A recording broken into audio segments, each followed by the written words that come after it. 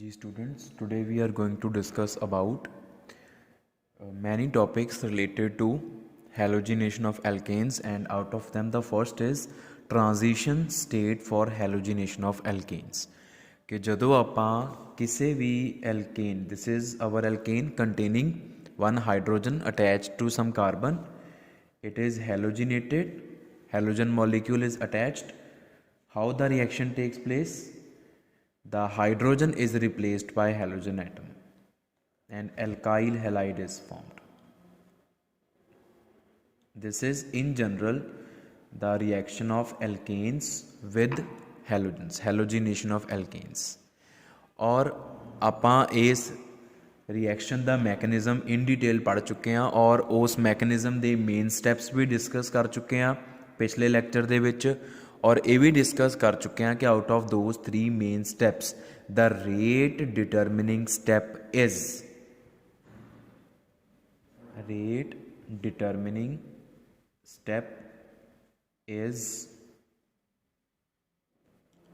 RH plus X dot giving R dot plus HX. ਜਿਹੜੀ ਹੈਲੋਜੀਨੇਸ਼ਨ of ਐਲਕੇਨਸ ਆ, ਹੈਲੋਜੀਨੇਸ਼ਨ of ਐਲਕੇਨਸ ਦਾ ਜਿਹੜਾ rate ਡਿਟਰਮਿਨਿੰਗ step ਹੈ ਉਹ ਹੈ abstraction of hydrogen from alkane molecule by halogen radical leading to the formation of alkyl radical. ਆਹ ਵਾਲਾ step ਜਿਹੜਾ ਵਾ ਉਹ ਰੇਟ ਡਿਟਰਮਿਨਿੰਗ ਸਟੈਪ ਆ। ਅਗਰ ਇਹ ਵਾਲਾ ਸਟੈਪ ਫਾਸਟ ਹੋਏਗਾ ਤਾਂ ਓਵਰਆਲ ਰਿਐਕਸ਼ਨ ਵੀ ਫਾਸਟ ਹੋਏਗੀ। अगर ए वाला स्टैप स्लो होएगा तो ओवरऑल रिएक्शन भी स्लो होएगी। ओवरऑल रिएक्शन फास्ट का मतलब हैलोजन की रिएक्टिविटी एल्केन के लिए एंड एल्केन की रिएक्टिविटी हैलोजन के लिए बहुत ज़्यादा, तो ओवरऑल रिएक्शन स्लो का मतलब reactivity of halogen towards halogenation of alkane और reactivity of alkane to combine with to be attacked by halogen molecule is less. ठीक है, दोनों की रिएक्टिविटी घट मनांगे अगर ये ओवरऑल रिएक्शन स्लो आता, और इस रिएक्शन की स्पीड डिपेंड करनी है इस रिएक्शन की स्पीड के उपर, इस स्टैप की स्पीड के उपर जिहदे च एल्काइल रेडिकल बन रहा। हुण असी ट्रांजिशन स्टेट थ्योरी पढ़ते हैं कि रिएक्टेंट्स जो आपस दे विच कंबाइन करते हैं तो प्रोडक्ट्स बनन तो पहला रिएक्शन के ड्यूरिंग एक ऐसी स्पीशीज़ बनती है जिहड़ी कि बहुत ही शॉर्ट लिव्ड हुंदी आ, जिहदे च पार्शियल बॉन्ड्स बने हुंदे आ, जिहड़ी पार्शियली रिएक्टेंट्स ना रिजेंबल करती हुंदी आ ते पार्शियली प्रोडक्ट्स ना रिजेंबल करती हुंदी आ, and that state is called transition state और it is also called activated complex, but आप इत्थे उहदा नाम ट्रांजिशन स्टेट रखते हैं। Transition state is a state which is achieved when reactants show transition towards products, when reactants are being converted into products during this transition is change, during this transition a state is formed that is called transition state ਜਿਹਦੇ ਚ partial bonds ਬਣੇ ਹੁੰਦੇ ਆ। ਹੁਣ ਅਗਰ ਆਪਾਂ ਇਸ step ਦੀ transition state ਦੀ ਗੱਲ ਕਰੀਏ ਤਾਂ ਇਸ ਸਟੈਪ ਦੀ ਟ੍ਰਾਂਜੀਸ਼ਨ ਸਟੇਟ ਆਪਾਂ ਇੱਦਾਂ ਲਿਖਾਂਗੇ alkane plus alkyl radical which is to give alkyl radical plus HX। ਤੁਸੀਂ ਦੇਖੋ ਰਿਐਕਟੈਂਟ ਦੇ ਵਿੱਚ H ਦਾ R ਨਾਲ ਬੌਂਡ ਬਣਿਆ ਹੋਇਆ, ਪ੍ਰੋਡਕਟ ਦੇ ਵਿੱਚ H ਦਾ X ਨਾਲ ਬੌਂਡ ਬਣਿਆ ਹੋਇਆ ਤੇ R ਰੈਡੀਕਲ ਹੋ ਗਿਆ। ਇਹਦਾ ਮਤਲਬ ਇੱਕ ਚੀਜ਼ ਹੋਰ, ਰਿਐਕਟੈਂਟ ਦੇ ਵਿੱਚ ਐਲਕਾਈਲ ਰੈਡੀਕਲ ਆ, ਐਲਕਾਈਲ ਦੇ ਉੱਪਰ ਇੱਕ ਔਡ ਇਲੈਕਟ੍ਰੋਨ ਆ, ਹੈਲੋਜਨ, ਰਿਐਕਟੈਂਟਸ ਦੇ ਵਿੱਚ ਹੈਲੋਜਨ ਦੇ ਕੋਲ ਔਡ ਇਲੈਕਟ੍ਰੋਨ ਆ, ਹੈਲੋਜਨ ਰੈਡੀਕਲ ਆ, ਪ੍ਰੋਡਕਟ ਦੇ ਵਿੱਚ ਐਲਕਾਈਲ ਰੈਡੀਕਲ ਆ। ਠੀਕ ਹੈ, ਜਿਹੜੀ ਟ੍ਰਾਂਜੀਸ਼ਨ ਸਟੇਟ ਹੁੰਦੀ ਆ ਉਹਦੇ 'ਚ ਆਪਾਂ ਕੀ ਕਰਨਾ ਹੁੰਦਾ ਆ ਕਿ ਜਿਹੜਾ ਬੌਂਡ ਟੁੱਟ ਰਿਹਾ ਵਾ, ਆਰ ਤੇ ਐਚ ਦਾ ਬੌਂਡ ਟੁੱਟ ਰਿਹਾ ਵਾ, ਉਸ ਬੌਂਡ ਨੂੰ ਵੀ ਪਾਰਸ਼ੀਅਲ ਦਿਖਾਓ ਤੇ ਜਿਹੜਾ ਬੌਂਡ ਬਣ ਰਿਹਾ ਵਾ ਉਹਨੂੰ ਵੀ ਪਾਰਸ਼ੀਅਲ ਦਿਖਾਓ ਇਨ ਦਿਸ ਵੇ, ਔਰ ਇਹਨੂੰ ਹਮੇਸ਼ਾ ਸਕੁਏਅਰ ਬ੍ਰੈਕਟ 'ਚ ਲਿਖਣਾ ਆਪਾਂ ਟ੍ਰਾਂਜੀਸ਼ਨ ਸਟੇਟ ਨੂੰ। तो we can very clearly see that there are formation of partial bonds। RH the bond partially टुट चुका वा, HX ਦਾ बॉन्ड partially बन चुकिया क्योंकि रिएक्टेंट ਦੇ ਵਿੱਚ ਹੈਲੋਜਨ ਰੈਡੀਕਲ ਆ, ਪ੍ਰੋਡਕਟ ਦੇ ਵਿੱਚ ਐਲਕਾਈਲ ਰੈਡੀਕਲ ਆ। तो ट्रांजिशन स्टेट ਦੇ ਵਿੱਚ ਇਹ ਰੈਡੀਕਲ ਕਰੈਕਟਰ ਵੰਡਿਆ ਜਾਣਾ ਆ, ਪਾਰਸ਼ੀਅਲ ਰੈਡੀਕਲ ਕਰੈਕਟਰ ਐਲਕਾਈਲ ਦੇ ਕੋਲ ਤੇ ਪਾਰਸ਼ੀਅਲ ਰੈਡੀਕਲ ਕਰੈਕਟਰ ਹੈਲੋਜਨ ਦੇ ਕੋਲ, and this is the transition state.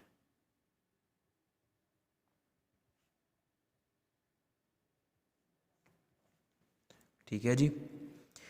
तो ये हैलोजिनेशन ऑफ एल्केन्स की ट्रांजिशन स्टेट आ, इस तरह की लगती होंगी है।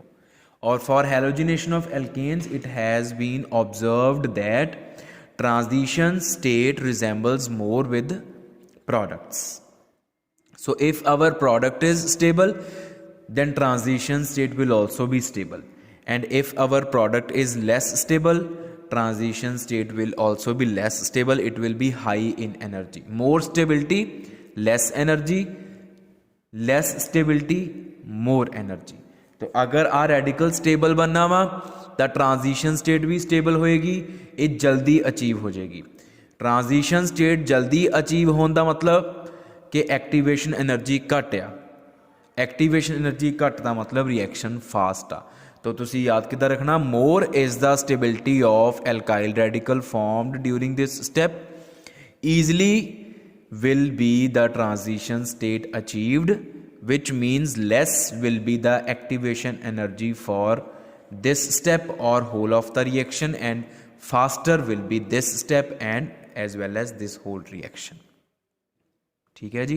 तो आप एक्टिवेशन एनर्जी ना रिलेट करना है। अगर साडा एल्काइल रेडिकल स्टेबल बन रहा तो जिहड़ा आह रेट डिटर्मिनिंग स्टैप आ ਉਹਦੀ एक्टिवेशन एनर्जी घट होएगी, ਉਹਦੀ ट्रांजिशन स्टेट जल्दी आ जाएगी, जल्दी बन जाएगी, तो ਉਹਦੀ स्पीड ज़्यादा होएगी, ਉਹਦਾ रेट ज़्यादा होएगा, तो ਉਹਦਾ रेट ज़्यादा होने मतलब ओवरऑल रिएक्शन का भी रेट ज़्यादा होएगा, and vice versa.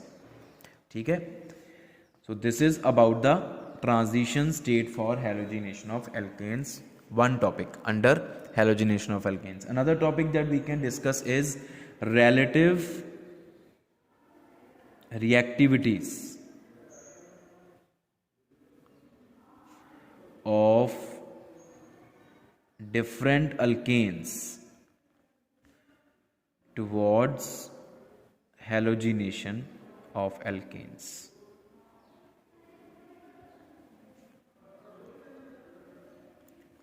Halogenation of alkanes, इस रिएक्शन दे लई डिफरेंट एल्केन्स की आप रिएक्टिविटी कंपेयर करांगे। ठीक है, बिल्कुल सिंपल जी गल आ। Alkane is converted into alkyl halide, but before formation of alkyl halide there is formation of alkyl radical. This alkyl radical then abstracts halogen atom from halogen molecule. Rate determining step आह वाला है। अगर आप alkene की reactivity cheque करनी कि highly reactive आ कि lace reactive आ, तो सिंपली आप देखांगे कि इस स्टैप की रेट किन्नी कु आ, और इस स्टैप की रेट कादे उपर डिपेंड करती है, स्टेबिलिटी ऑफ एल्काइल रेडिकल के उपर। तो जिहड़े एल्केन तो रेडिकल स्टेबल बनेगा वो एल्केन का रेट डिटर्मिनिंग स्टैप या वो एल्केन के उपर हैलोजन रेडिकल फास्ट अटैक करेगा, वो चो हाइड्रोजन जल्दी एब्सट्रैक्ट होएगा, तो एल्काइल रेडिकल जल्दी बनेगा, तो ओवरऑल रिएक्शन भी फास्ट होएगी, मतलब वो एल्केन ज़्यादा रिएक्टिव है। और जिहड़े एल्केन दा एल्काइल रेडिकल घट स्टेबल बन रहा वो एल्केन जिहड़ा वो लैस रिएक्टिव होएगा, क्योंकि वो आ रिएक्शन स्लो होएगी, ओवरऑल रिएक्शन भी स्लो होएगी। तो कादे बेसिस पे आप रिएक्टिविटीज़ कंपेयर करते हैं, just on the basis of alkyl radical formed during the rate determining step. More is the stability of alkyl radical form during rate determining step, more will be the reactivity of that particular alkane, because the transition state of rate determining step will also be more stable and activation energy for rate determining step will be less। आ सारी तुसी wording विच mention करनी है। तो आप compare कर लेने हैं। We have mixture of methane and ethane. Methane and ethane का मिक्सचर आ, ठीक है, और इस मिक्सचर की आप क्लोरीनेशन करवाती। This mixture is chlorinated. जिन्ने मॉलिक्यूल ये उन्ने मॉलिक्यूल ये, 1 mole 1 mole, Avogadro number of molecule ये, एवोगैड्रो नंबर ऑफ मॉलिक्यूल ये। तो जदों रिएक्शन तो बाद असी प्रोडक्ट्स देखे, जो प्रोडक्ट्स बन गए, प्रोडक्ट्स नूं ऑबजर्व किया, तो मिथेन तो बनना सी क्लोरोमिथेन एंड इथेन तो बनना सीगा क्लोरोइथेन। ठीक है, -HCl साइड प्रोडक्ट जिहड़ा बनना ही बनना, क्लोरोमिथेन ते क्लोरोइथेन। और जदों आप ऑबजर्व किया तो ये देखा गया कि अगर इहदा एक पार्ट बनिया वा, अगर इहदा एक मॉलीक्यूल बनिया तो ये 400 मॉलीक्यूल्स बन गए। 1:400 मतलब कि अगर मिथेन का एक मॉलीक्यूल क्लोरीनेट हो रहा तो उन्ने टाइम इथेन के 400 मॉलीक्यूल्स क्लोरीनेट हो रहे आ, तो 400 मॉलीक्यूल्स क्लोरोइथेन के बन रहे हैं जिन्ने समय एक मॉलीक्यूल क्लोरोमिथेन का बनता। यदा मतलब ethane is much more reactive than methane for chlorination. ये पिछे रीजन की है, अगर आप रेट डिटर्मिनिंग स्टैप देखिए, if we write the rate determining step then it would be written as CH4 plus Cl dot giving CH3 radical plus HCl। And अगर आप इदा इथेन मॉलीक्यूल दे क्लोरीनेशन वाला लिखिए it will be CH3 CH2 radical plus HCl। This is methyl radical and this is ethyl radical, and we know that the stability of different alkyl radicals can be compared on the basis of hyperconjugation. More is the number of hyperconjugating structures, more is the stability of free radical। ये topic आप already कर चुके हैं, ये video भी तुहानू भेजी, अगर तुहानू याद नहीं आ रहा तुसीं वो वीडियो देख सकते हो। तो methyl radical, methyl free radical has no hyperconjugation in it, but ethyl free radical has hyperconjugation, it shows hyperconjugation। और ਇਹਦੀਆਂ 3 hyperconjugating structures ਆਪਾਂ further draw कर सकते हैं because ਇਹਦੇ ਕੋਲ 3 alpha hydrogens ਪਏ ਆ। number of alpha hydrogens and number of hyperconjugating structures is same।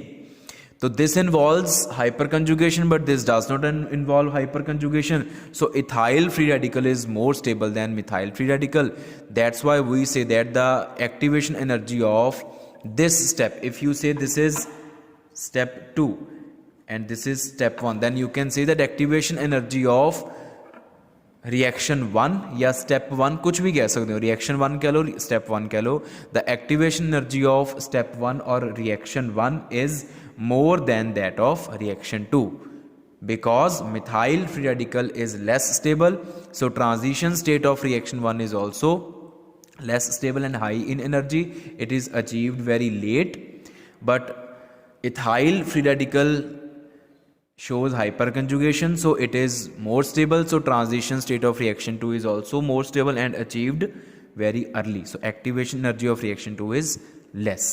so we conclude that ethane is more reactive than methane because ethyl free radical is more stable than methyl free radical, जो कि आप ऊपर भी तुहानू मैं हुणे समझा के आया। ठीक है जी। So this is about the relative reactivity. तुसीं किसी भी 2 एल्केन तुहानू देते, तुसीं उन्हां दी रिएक्टिविटी कंपेयर करनी आ तां तुहानू देखना पऊगा कि उन्हां दे रैडिकल किहड़े बनदे आ। रैडिकल दी स्टेबिलिटी जिन्नी ज़्यादा होएगी वो कॉरस्पॉन्डिंग एल्केन उन्ना ज़्यादा रिएक्टिव होएगा। Next topic that we are going to cover is orientation of halogenation।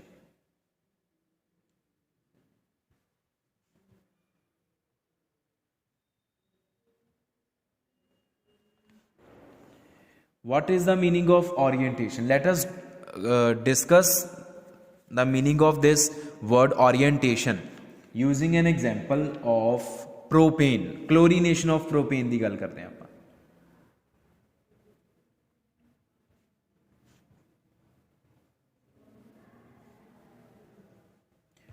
For example, chlorination of propane. This is propane, CH3, CH2, CH3, it is chlorinated minus HCl। हुण chlorinated का मतलब है कि Cl या Cl radical is to attack upon these carbons। now we can see that in propane molecule we have 2 kinds of carbon atoms। these 2 carbon atoms are same, they are primary carbons and this carbon is secondary carbon। ये primary carbon आ, अभी primary carbon आ, secondary carbon आ। 2 तरह दियां carbon atoms है इहदे विच। तो Cl atom अगर इत्थे लगूगा तो मॉलीक्यूल कुछ होर बनेगा, इत्थे लगूगा तो मॉलीक्यूल कुछ होर बनेगा। इन्हां दोनों ते तां सेम चीज़ ही है। तो we will get two types of products. First will be CH3, CH2, CH2, Cl, and second will be CH3, CH, CH3, Cl. This is N propyl chloride, and this will be isopropyl chloride. N propyl chloride and isopropyl chloride. ठीक है, हुण असी expect करते हैं कि इन्हां दोनों च कोई फर्क है नहीं, चाहे इत्थे अटैक कर दे चाहे इत्थे अटैक कर दे, लेकिन जे इत्थे अटैक करूँ या इत्थे अटैक करूँ वो आ प्रोडक्ट बनेगा, जो इत्थे अटैक करूँगा तो आ प्रोडक्ट बनूगा। This is orientation. ओरिएंटेशन मतलब the attacking reagent has to decide the site in substrate where it has to attack, कि जिहड़ा सबस्ट्रेट आ जिहदे उपर अटैक होवे उस मॉलीक्यूल नूं सबस्ट्रेट बोलते हैं। अटैकिंग मॉलीक्यूल दे अटैकिंग एटम ने डिसाइड करना हुंदा वो सबस्ट्रेट दे किहड़े एटम दे उपर या किहड़ी साइट दे उपर अटैक करे ते उत्थे जाके अपनी रिएक्शन करे। This is called orientation. ठीक है, the process of selection of particular site in the substrate molecule where the reaction has to take place, या फिर where the reaction is most likely to take place, जिथे most probably reaction होनी है substrate molecule दे ऊपर, उस site नू determine करना attacking reagent दे द्वारा is called orientation of halogenation. In general it is called orientation. Since we are talking about halogenation, so we say it is orientation of halogenation. ठीक है, तो हुण जिहड़े ये दो मॉलीक्यूल्स बने आ इन्हां दी जिहड़ी रेशो आ बनदा आ 45 पार्ट्स, जे इहदे 45 मॉलीक्यूल बनते हैं तो इहदे 55 मॉलीक्यूल्स बनते हैं। So what is the ratio? 45 ratio 55, which is almost 1:1. Now we are to explain, या इनू आप बाद डिस्कस करते हैं। Now we are to explain how this ratio is justified, कि आ घट क्यों बनता ते आ थोड़ा जिहा ज़्यादा क्यों बनता है। तो इस रेशो नू एक्सप्लेन करने लिए असीं 3 फैक्टर्स डिस्कस करते हैं।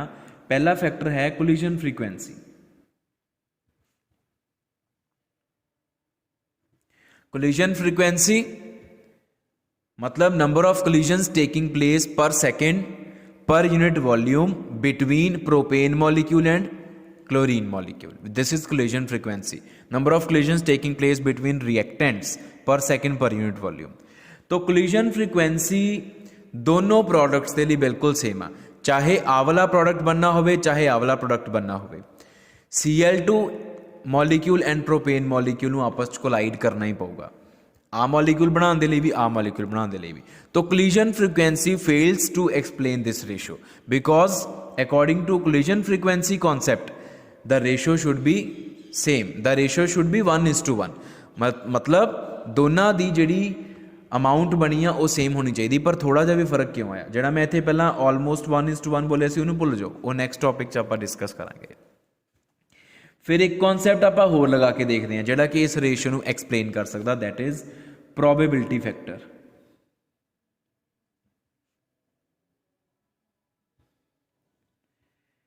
प्रोबेबिलिटी फैक्टर का मतलब की आ कि किहड़ी हाइड्रोजन निकलन की प्रोबेबिलिटी कितनी है।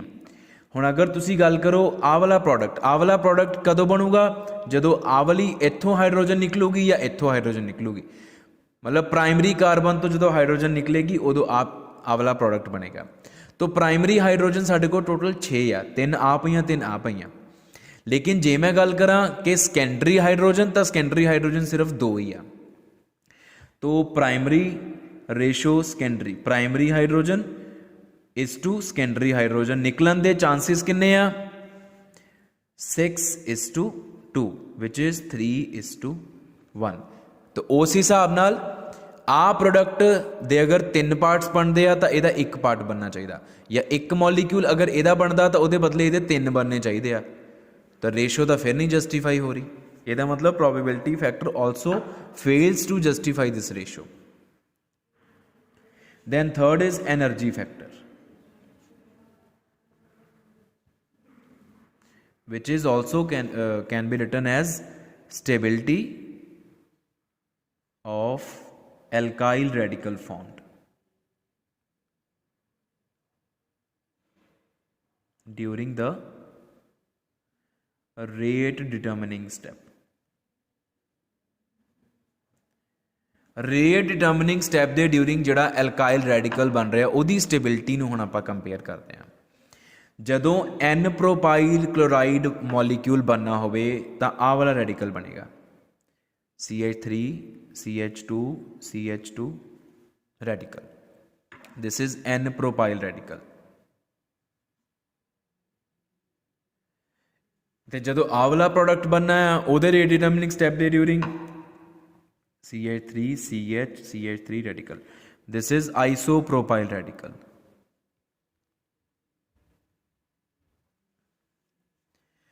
Now if we talk about hyperconjugation, hyperconjugation exists in both the free radicals, but hyperconjugation in isopropyl radical is much more than in n-propyl radical। Why it is so? Because this is alpha carbon, this is alpha carbon, 6 alpha hydrogens, but in this case only 2 alpha hydrogens। तो इन्हां तिन्ना factors नूं मिला के the combined effect of all these 3 factors gives us the actual ratio to be 45:55। हुण देखो second factor के हिसाब नाल आ घट बनना चाहिए आ ज़्यादा है ना, तो थर्ड फैक्टर के हिसाब नाल आह ज़्यादा बनना चाहिए, बहुत ज़्यादा बनना चाहिए, ये मुकाबले आ घट बनना चाहिए, तो पहले फैक्टर के हिसाब नाल दोनों इक्वल बनने चाहिए। तो ओवरऑल फिर जो तीनों फैक्टर्स मिला दिते गए तो फिर यही नतीजा निकलिया कि साढ़े कोल आह वाली रेशो आ गई कि बनता आही ज़्यादा आ, पर बहुत ज़्यादा फर्क नहीं पैंदा दोनों की अमाउंट के विच। क्यों? क्योंकि दूसरे फैक्टर के हिसाब नाल ये घट बनना चाहिए सी, तीजे फैक्टर के हिसाब नाल ये ज़्यादा बनना चाहिए, और थर्ड फैक्टर जिहड़ा वा यही डोमीनेंट आ, this is dominant over first 2 factors. ये सब तो ज़्यादा लॉजिक आ, और जिहड़े एनर्जी फैक्टर वाले कॉन्सैप्ट्स होंदे आ वो थ्योरैटिकल की बजाय एक्सपैरीमेंटल ज़्यादा होंदे, क्योंकि एक्टिवेशन एनर्जी ये इनवॉल्व हो जाती है, ठीक है, जिहड़ा कि एक एक्सपैरीमेंटल कॉन्सैप्ट आ। तो इस करके इस रेशियो नूं एक्सप्लेन कर लिए असी आ 3 फैक्टर्स डिस्कस करते हैं। दैन नैक्सट जो टॉपिक अपने को आंदा है हैलोजीनेशन के under, it is reactivity and सिलैक्टिविटी।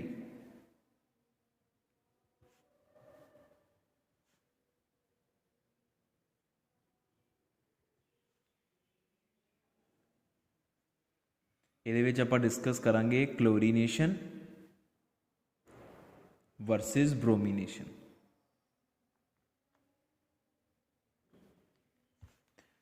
Chlorination versus bromination. What is this reactivity and selectivity? Reactivity is tendency to attack and combine.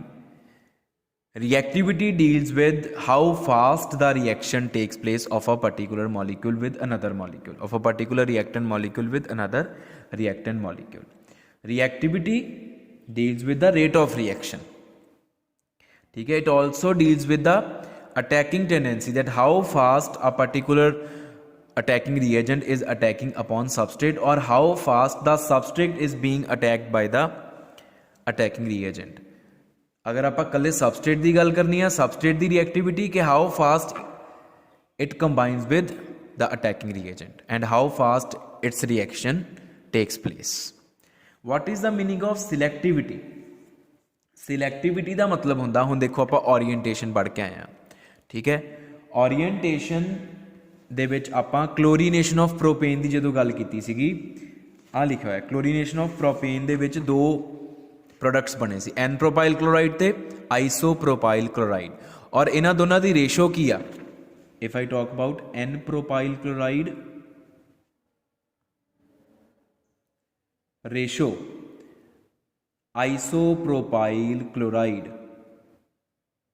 It is equal to 45:55 ठीक है। बट जे मैं यही सेम रिएक्शन ये हुण क्लोरीनेशन की गल हो रही chlorination of propane these are the two products of chlorination of propane. If I talk about bromination of propane then what will be the set of products? It will be n propyl bromide simply chlorine की जगह पे bromine आ गया isopropyl bromide and this ratio we expect that this ratio will also be same as chlorination's ratio but the ratio is totally different and what ratio has been observed? The ratio is 4:96. what a huge difference किन्ना ज़्यादा फर्क आया देखो कि अगर 4 molecule N propyl bromide के बनते आ तो उन्नी देर के 96 मॉलीक्यूल आइसोप्रोपाइल ब्रोमाइड के बन जाते हैं। हुण इत्थे मैं कहता सीगा जिहड़ा मैं पिछे बोलिया सी कि आर रेशो का ऑलमोस्ट 1:1 आ ऑलमोस्ट कि जिन्ने को मॉलीक्यूल एन प्रोपाइल क्लोराइड के बने कह लो उन्ने को ही आइसोप्रोपाइल क्लोराइड के बन गए लेकिन इन्हां दोनों की अमाउंट के विच फर्क देखो कितना ज़्यादा फर्क आया। सो इस चीज़ नूं किद्दां एक्सप्लेन करना this thing this difference in the ratio falls under the topic reactivity and selectivity. Reactivity and selectivity का एक साडे कोल रूल हुंदा वा more reactivity means less selectivity and vice versa.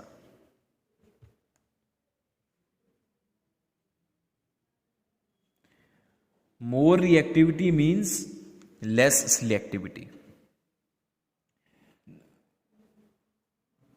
तो ਇਹਦਾ मतलब ਇਹ ਹੋਇਆ कि ਜਿਹੜੇ रिएक्टिव स्पीशीज़ ਹੁੰਦੇ ਆ ਉਹ सिलैक्टिव नहीं ਹੁੰਦੇ ਤੇ ਜਿਹੜੇ ਲੈਸ रिएक्टिव ਹੁੰਦੇ ਆ ਉਹ मोर सिलैक्टिव होंगे इतने मीनस ना लिखिए आप मोर सिलैक्टिविटी मोर रिएक्टिविटी लैस सिलैक्टिविटी लैस रिएक्टिविटी मोर सिलैक्टिविटी ठीक है।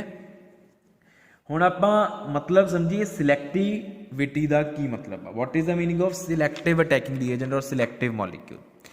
तो सिलैक्टिविटी का मतलब है जिद्दां हुण देखो आ प्रोडक्ट बनाने लई Cl डॉट इत्थों हाइड्रोजन कढ़दा तो आ प्रोडक्ट बनाने लई Cl डॉट इत्थों हाइड्रोजन कढ़दा जे आपां रेट डिटरमिनिंग स्टैप लिखना होवे तां ठीक है ना। तो जे ब्रोमिनेशन की गल करिए तो इत्थे Cl डॉट की बजाय Br डॉट की गल करांगे तो Cl डॉट या कह लो Cl2 आपां पढ़ के आए हैं कि chlorine molecule is more reactive than bromine molecule ये आपां रिएक्टिविटी ऑफ डिफरेंट हैलोजेंस पढ़ चुके हैं। क्लोरीन की रिएक्टिविटी ब्रोमीन तो ज़्यादा आ तो सिलैक्टिविटी का मतलब होंदा कि सिलैक्ट करना वा क्लोरीन मॉलीक्यूल ने या क्लोरीन रेडिकल ने सिलैक्ट करना आ कि उन्हें कित्थे अटैक करना। It is to select the site where it has to attack where it is to attack this is called selectivity that the attacking reagent selects where it is to attack या upon which site of substrate molecule it is to attack this is called selectivity। तो chlorine molecule या chlorine radical इन्ना क ज़्यादा reactive आ कि वो बहुत fast attack कर दिंदा प्रोपेन मॉलीक्यूल के उपर इन्नी क फास्ट अटैक कर दिंदा आ कि उन्होंने सिलैक्ट करन दा टाइम ही नहीं लगता कि उन्हें इस कार्बन ते अटैक करना सी कि इस कार्बन ते उन्हें प्राइमरी हाइड्रोजन एब्सट्रैक्ट करनी सी या सैकेंडरी हाइड्रोजन एब्सट्रैक्ट करनी सी। उहदी रिएक्शन उहदा अटैक इन्ना फास्ट आ कि जे आपां पंजाबी च कहिए कि वो कमलियां वांगू बस अटैक कर दिंदा प्रोपेन दे उपर, और वो सिलैक्ट करन दा टाइम ही नहीं लैंदा, सोचदा ही नहीं कि उन्होंने आ हाइड्रोजन कटनी चाहिए है कि आ हाइड्रोजन कटनी चाहिए, बिकॉज उसकी रिएक्शन इन्नी कि ज़्यादा फास्ट आ that there is no time for it to select the site where it is to attack. The reaction is so fast that the Cl radical, the chlorine radical is unable to select whether it is to abstract primary hydrogen or it is to abstract the secondary hydrogen. ਜਿਹਦੇ ਕਰਕੇ ਜਿੰਨਾ ਕੋ ਆ ਬਣਦਾ ਉਹਨਾਂ ਕੋਈ ਆ ਬਣ ਜਾਂਦਾ. ਲੇਕਿਨ Br dot ਜਾਂ bromine molecule Br2 is less reactive than chlorine. तो जदों वो प्रोपेन के उपर अटैक करूगा तो उसकी रिएक्शन स्लो होएगी, it's reaction will be slower. तो हौली हौली अटैक कर रहा, हौली हौली अप्रोच कर रहा, तो हौली हौली अप्रोच कर रहा है, हौली हौली अटैक कर रहा वा, टाइम बहुत ले लिया उन्हें. The reaction is comparatively very slow, इन्नी स्लो हो गई आ कि Br डॉट को हुण इन्ना टाइम आ गया कि वह सिलैक्ट कर पाऊगा कि उन्हें प्राइमरी हाइड्रोजन कटना कि सैकेंडरी हाइड्रोजन कटना.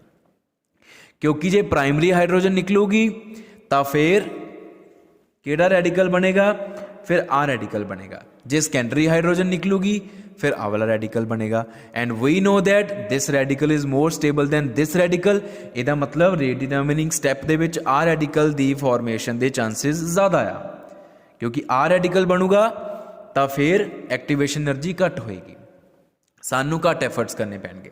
तो Br डॉट या Br2 molecule being less reactive shows या attacks upon propane molecule or alkane molecule slowly, and the reaction is slow to that extent that Br dot can distinguish between primary hydrogen and secondary hydrogen, and it can decide which hydrogen it has to या it is to या it should abstract, whether it should abstract primary or secondary, and then it decides that it will abstract secondary hydrogen, so that secondary free radical is formed which is more stable than primary free radical, which is formed when primary hydrogen is removed.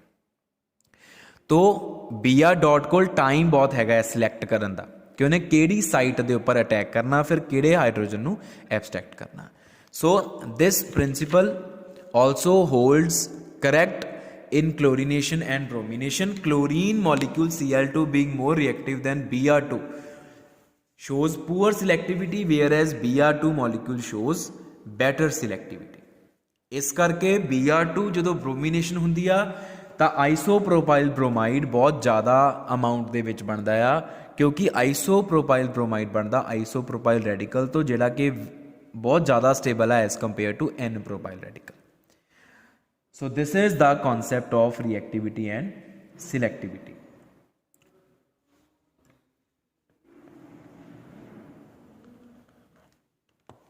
And this is all about the various aspects of halogenation of alkanes. We have discussed so many aspects. Firstly, we discussed the reactivity of different halogens towards halogenation of alkanes. ठीक है. Then we discussed about the transition state, that how transition state appears to be. Then we discussed about reactivities of different alkanes. Afterwards we discussed orientation of halogenation, and in the end we discussed about reactivity and selectivity of halogenation. So this is all about halogenation of alkanes.